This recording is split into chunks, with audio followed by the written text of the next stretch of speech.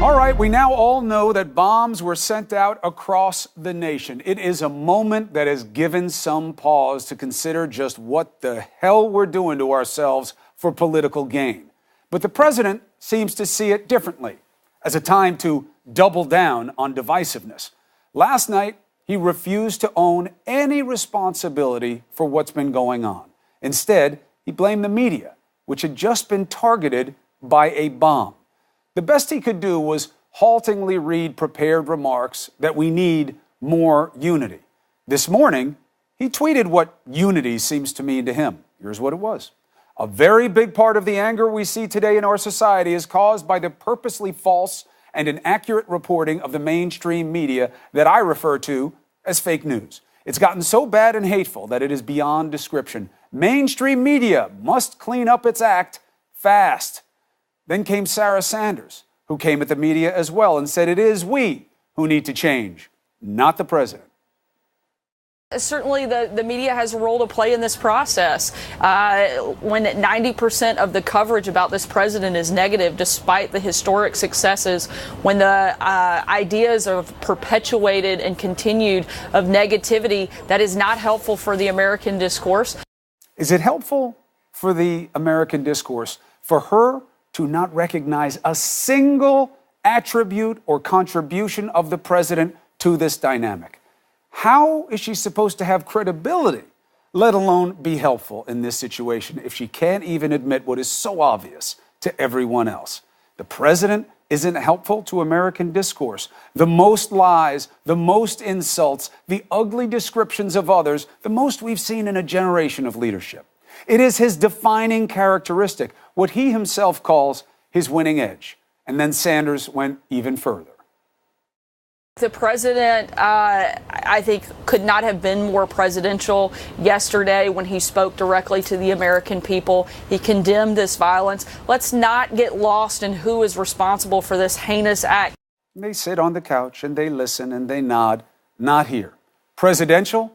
Sarah, you keep using that word. As Inigo Montoya said, you keep on using that word. I do not think it means what you think it means. First one to tweet me the movie and the scene gets a hat or a shirt or a mug. Your choice. Now, I inject some levity, of course. Why? Because we got to take a breath. Otherwise, we'll be consumed by the pathetic nature of it all. A president who sets a standard for ugly talk, who sees himself as a victim when the people he calls his enemies get bombs sent to them, and he's the victim. But why wouldn't he think that when he is surrounded by those who nod and echo his hypocrisy? Sarah Sanders there with a stunningly straight face, calling his shirking of any role or responsibility presidential. And then comes the backup, those doing the dance of twisted facts and false step narratives that I call the Fox trot. Take this tweet from Fox Business host Lou Dobbs, suggesting this morning without evidence that it's all just fake news and fake bombs. Fake? Again, the FBI is investigating it as a domestic terror event. There's no basis for the cynical assumption. And by the way, doing that, that's fake. And then comes the Trump Trinity. The president condemned these acts and was immediately rebuked by the Democratic Party for condemning the acts not quite enough. The media, the left, Democrats, all trying to score cheap political points and a political victory on this. The finger's pointing at Trump, all day long on the other networks, which I found disgusting. Look at my boy here at his show. He put up a chyron. He couldn't even name CNN. Are we really in this place? And to think, I was heartened by their reporting yesterday and their conciliatory tone. Fake civility, I guess. Let me ask my friends there. If it were you who'd been targeted by a bomber in a thinly veiled attempt to support the left, God forbid. God forbid. I'll tell you what, though, I wouldn't blame you for it. God forbid that happens. I hope you and your families are safe. A bomb is no mere harassment or threat.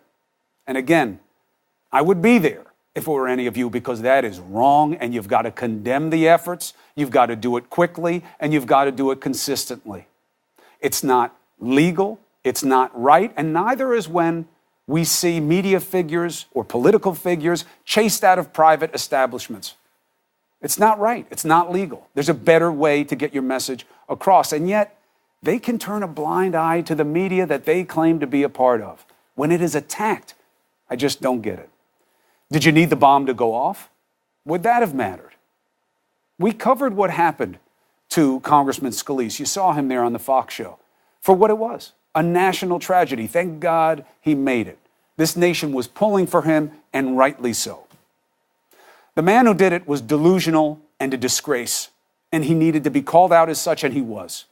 And then he wasn't given attention. We didn't do a deep dive into him any more than necessary so that no one would think that there was any gain in that.